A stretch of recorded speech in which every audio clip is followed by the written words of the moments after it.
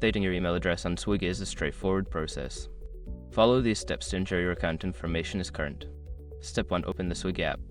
Launch the Swiggy app on your smartphone or visit the Swiggy website on your computer.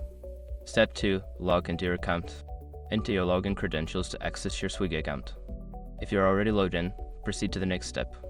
Step 3. Go to Profile Settings. Navigate to your profile by tapping on the profile icon or selecting the account option from the menu. Look for Settings or Profile Settings. Step 4. Select the email address. In the Profile Settings, find the section for your email address. Click on it to edit your current email. Step 5. Update and save changes. Enter your new email address and confirm it if prompted. Make sure to save the changes before exiting the settings.